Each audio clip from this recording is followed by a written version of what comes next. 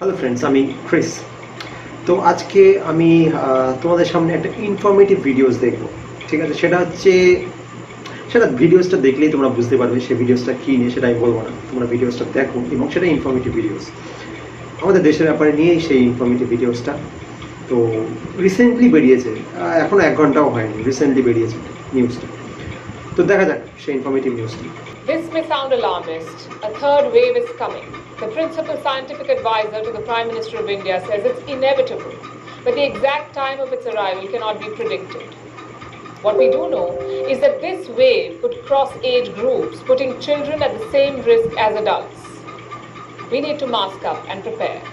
We also need to introspect, draw the right lessons from the past, fix the lapses, not the narrative. Hello and welcome to Gravitas Plus. I'm Palki Sharma Upadhyay. We'll begin the story from January 2021. When India was on the path to normalcy, we saw the lowest new cases in 8 months, the lowest death count in almost a year. Vaccinations had begun, hospitalizations had fallen. It appeared as if the worst was behind us, that it was time to open up. But the virus was evolving and mutating. The warnings were there. In February, reports say several experts voiced fears of an impending second wave, of a COVID tsunami. হ্যাঁ, এটা একটা হয়েছিল। সেই সময় অনেকে বলেছিল, warning দিয়েছিল যে সেকেন্ড ওয়েভ একটা আসতে চলেছে, কারণ ইংল্যান্ডে, ইউকেতে সেটা ছড়িয়েছিল। কিন্তু যা হয়, মানুষ কতটা আর শোনে। জানুয়ারি মাসেও আমাদের মনে আছে যে সেই সময়ও ভাইরাস কমে গেছিল, নর্মালসিতে চলে আসছিল লাইফটা। কিন্তু এখন যা হচ্ছে, দেখা যাক আর ভিডিওসটা। The message did not reach the top. Now we are told these warnings were vague, that while a wave was predicted, the severity was not. Then in March, a forum of scientific advisors set by the Government of India issued warnings that a new and more contagious variant was spreading. But no significant containment measures were taken. Instead, it was declared that we are in the end game of the pandemic. The real task of preparing for this wave was lost in the din. The result... We are in the end game of the pandemic. এটা সেই সময় কি হর্ষবর্ধন যিনি আছেন তিনি বলেছেন we are in the end game, কিন্তু এখন তো মনে হচ্ছে না এন্ড গেম। এখন যে অবস্থা, সেই সময় ডিক্লেয়ার করে দিয়েছিল। It was this. On March 15th, India reported 24,000 new cases. This figure increased to 53,000 on March 30th, 1 lakh by April 4th, nearly 1,99,584। March 15তে ছিল 24,000, তারপরে 53, 1 lakh, 1,09,000, মানে 2 লাখের কাছে চলে গেল এপ্রিল 14। কতটা স্পাইক হলো, যেখানে কয়েক মাস আগেই, তার 1 মাস আগেই মিনিস্টার বলল যে এন্ড গেম। মারাত্মক ব্যাপার এটা। 2 lakh by April 14th. And despite this colossal spike in cases, 2 mass public events were held as per plan. Number 1, the 2021 Assembly elections. 5 states and union... 5 states কোথায় কোথায় হয়েছে? আসাম, ওয়েস্ট বেঙ্গল, পুদুচ্চেরি, তামিলনাড়ু, কেরালা। এখানে তো ইলেকশন হয়েছে, যেটা আমরা জানি। Territories went to polls. Pretty much every political leader, from union ministers to opposition leaders, from chief ministers to the prime minister, everyone drew thousands of people at their rallies. And event number 2, the Kumbh Mela in Haridwar. এইটা আরেকটা মারাত্মক ছিল, কুম্ভ মেলা। এইটা থেকে অনেকটা ছড়িয়েছে। কোনো ডিস্টেন্সিং নেই, সোশ্যাল ডিস্টেন্সিং নেই, সব মানে কি বলবো, সব ধর্মেই চুরমার হয়ে গেছে। It was attended by more than 48 lakh devotees, more than 4.8 million people. There were no masks or social distancing. কোনো ডিস্টেন্সিংই নেই, কোনো মাস্ক নেই। 48 মিলিয়ন ডিভোটিস এসছে, তাও আবার কোনো ডিস্টেন্সিং। আর যাচ্ছে তাই ব্যাপার, যা ব্যাপার, কোভিড কোথায়, কোভিড নেই, এরকম টাইপের ব্যাপার। Both these events, the dip and the ballot, ended up being super spreaders. The figures tell you the story. তার মানে দুটোই চলছে, একটা ছিল এই কুম্ভ মেলা, আর একটা ছিল ইলেকশন। দুটোই মারাত্মক জায়গায় নিয়ে গেছে। Between April 10th and 14th, nearly 2,000 people tested positive at the Kumbh. When the congregation began, daily cases in Uttarakhand stood at 500. By the time daily cases 500 হচ্ছে, 2000-এর বেশি তখনই খুঁজে পাওয়া গেছে যে positive test. Time it was called off on the 17th of April, the daily cases had grown to 2,700 plus. In Madhya Pradesh, and listen to this, 99% of the Kumbh returnees tested positive. 99. ভাবা যায় 99% test positive. কি অবস্থা কোথায়? 99% of Kumbh returnees from Haridwar test positive for COVID-19. মধ্যপ্রদেশে যখন return হচ্ছে 99% নিয়ে ফিরছে পজিটিভ হয়ে, এবং তারপর থেকে চেইন সিস্টেম, তারপর তো মানুষ এদের সাথে আরও মিশছে, আরও হচ্ছে, বাড়ছে, তো এইভাবেই ছড়ালো, তাই না? উত্তরাখণ্ডে হলো, ওখান থেকে দিল্লিতে ছড়িয়ে গেল, এই কুম্ভ মেলা থেকেই সব অরিজিন হলো, তারপর সেকেন্ড ছিল Rallis. At least 22 could not be traced. The elections had a similar outcome. In West Bengal, each phase of the election saw a spike in daily cases. দেখুন, West Bengal phase 1 812, phase 6 16,403। West Bengal অনেকগুলো vote হলো, 8টা vote হলো, 8খানা phase vote হলো। Phase 1 ছিল 812, phase 2তে সেখানে 16,000 plus হয়ে গেল। মানে কতটা র্যাপিডলি বেরোচ্ছে,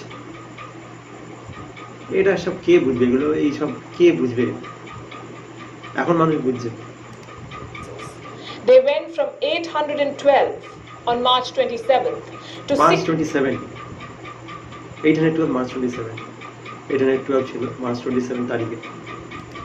16,403 by April 27th.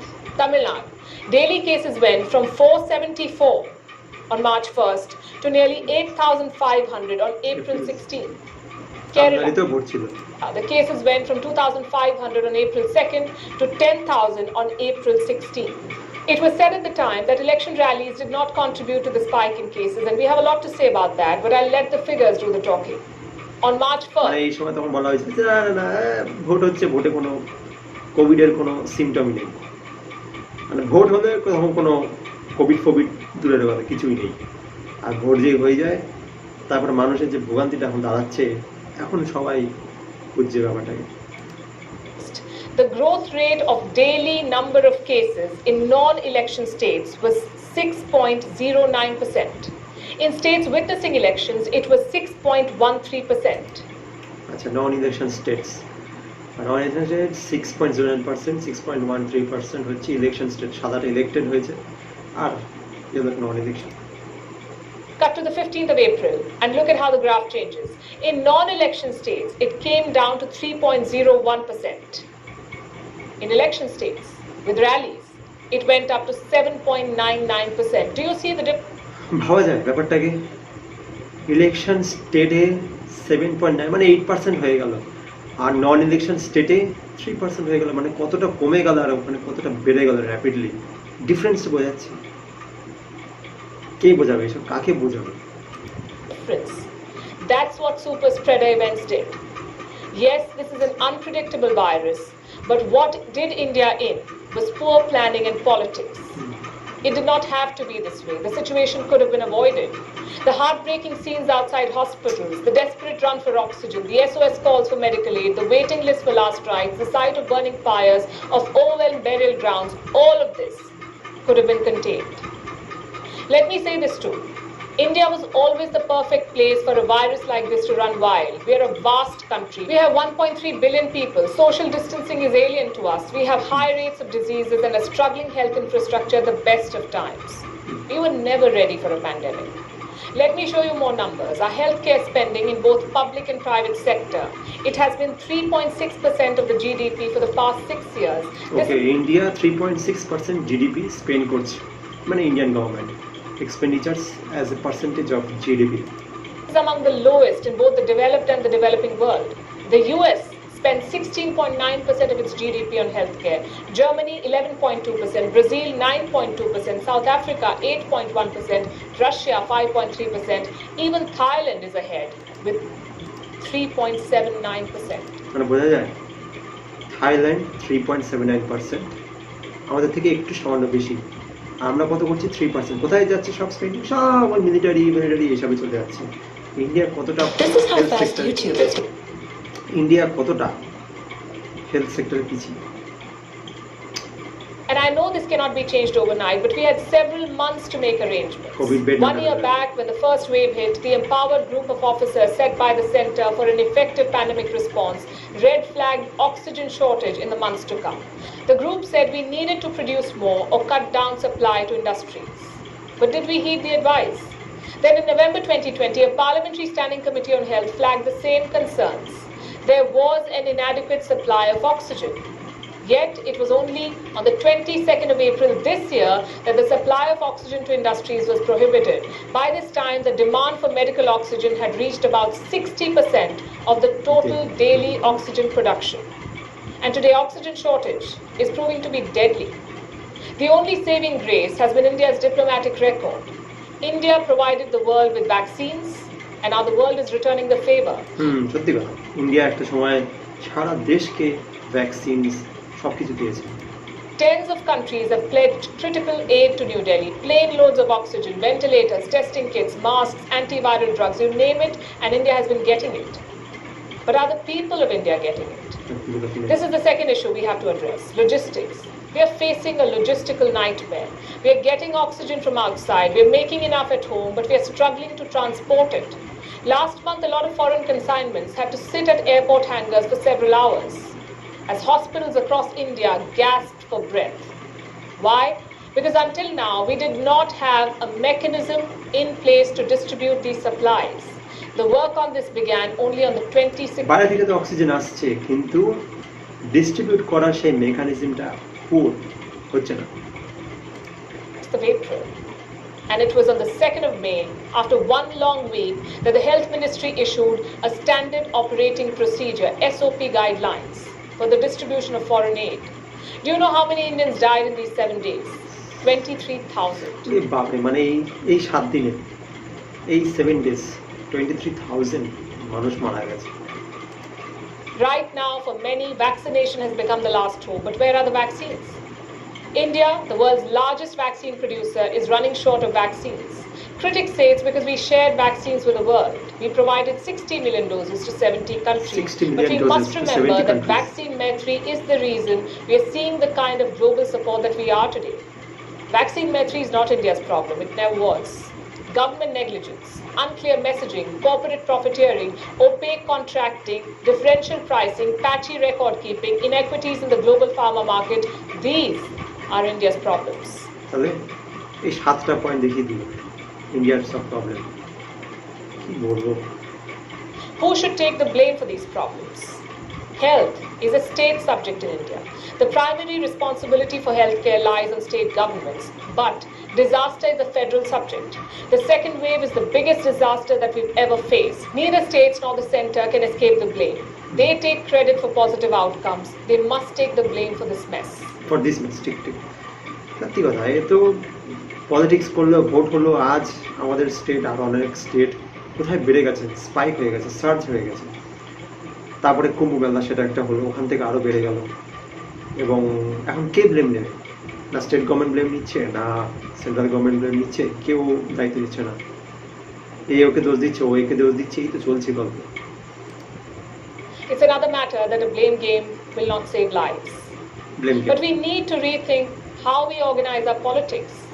We cannot have a system where the centre and the state do not even see eye to eye. So we've put together some challenges that governments must address immediately and preferably together. Number one is proper estimation and communication of vaccine procurement. Long queues outside vaccine centres are not helping anybody. They're only making things worse. সত্যি কথা, অনেক line পড়ে আছে, line লেগে রয়েছে vaccine পাওয়ার জন্য, কিন্তু পরে ভ্যাকসিনও পাচ্ছে না। সেটা একটা মারাত্মক ব্যাপার। Number two, a crisis management team. We don't have one. We need a team of public health and management experts, a task force that can be replicated at state and district levels.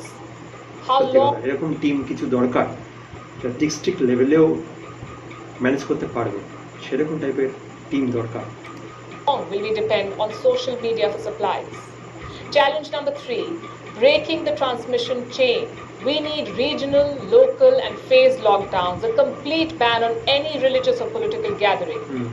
And number four, black marketing and hoarding of medicines. This is a real challenge. We need stricter punishment for both of them. Black marketing হচ্ছে, oxygen নিয়ে অনেক black marketing হচ্ছে, এবং religious political এগুলোকে এখন ban করা দরকার, চলবে না।